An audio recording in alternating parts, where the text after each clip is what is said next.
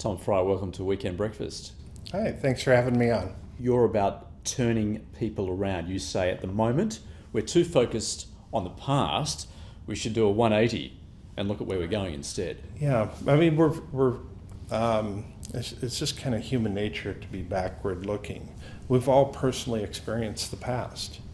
When we look around us, we see evidence of the past all around us. All information that we come into contact with is essentially history. It might only be 10 seconds ago, but it's history. So the past becomes very knowable, and yet we're going to be spending the rest of our lives in the future. So it's almost as if we're walking backwards into the future. Our world at the moment is very much about change. Is it human nature that we're wary of change, and that perhaps our view of the future is shaped by fear? A lot of people are. I actually find this to be an exciting time to be alive. There's all of the stuff that's happening around us. Some of it's good, some of it's bad, but there's never a dull moment anymore. The internet is a very sophisticated communication tool, and one thing that doesn't get talked about much is just the level of awareness has continued to rise up. So if something happens here in Australia, the rest of the world knows about it 10 minutes later. That level of awareness is unique and different. Now you're saying in the future, in the next perhaps 10 years, half the jobs that are here today will be gone and replaced by jobs that have not yet to be invented. Right. Now that's not intended to be a doom or gloom scenario. It's intended to be a wake-up call. We're going to actually see lots of jobs disappear, but we're going to be creating new ones at the same time. But we have to create jobs faster than ever before in history. And that's what's unique and different. And so we need new systems for doing that. I'll give you an example here. In the United States right now, the average person that turns 30 years old has had 11 different jobs. My prediction that the average person that turns 30 years old just 10 years from now will have worked between 200 to 300 different projects. And you say, is that because we will all become freelancers essentially? Not everybody, but the internet is creating these systems that enable us to align the needs of a business with the talent of individuals in far more precise ways than ever in the past. This is it's quite unique in that we'll then be taking on project-based work, and this aligns very well with the young people's thinking today.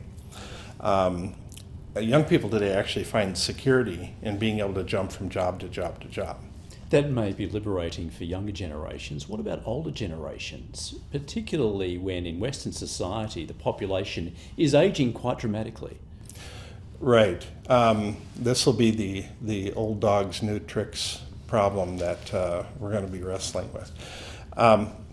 Now, when something like this starts to kick in, it'll be a relative shift into that direction. I mean, we're still going to have old jobs that are sticking around, but we're going to see a shift in that direction.